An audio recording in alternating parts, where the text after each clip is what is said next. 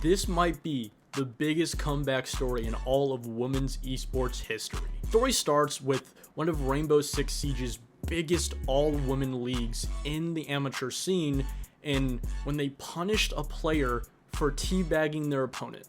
Yeah, you heard that right, for simply teabagging their opponent. To clarify though, this punishment was eventually lifted from the team, that being Lycus Empire and the individual player, but the damage was already done, and Twitter did not like this decision whatsoever, showing their support for the women.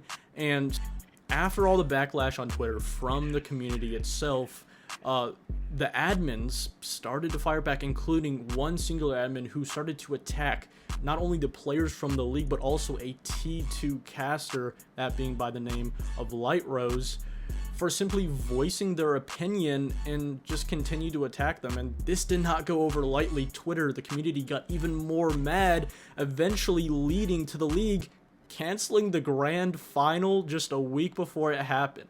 Yeah, and that means the months of work that the players put in kind of went till nothing, and that prize pool, the prize money that the players were working hard for, didn't go to them. We still don't know where.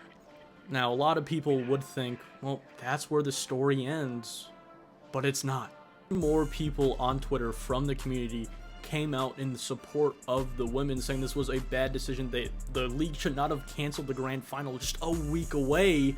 Even pillars of the community, pro players, analysts, and coaches even coming out to support the women and say it's a very silly decision, to say the least, by the league themselves, eventually leading to 3 people. One person from Wildcard, in pair with Wildcard Queens, the female roster, Lycus Empire, supporting Lycus Vampire, their women's roster, and Zayshow, one of the creators of the Crucible, all banding together to not only fund the prize pool to give back to the players, but holding the grand final of Wildcard Queens versus Lycus Vampire live on the Crucible_GG.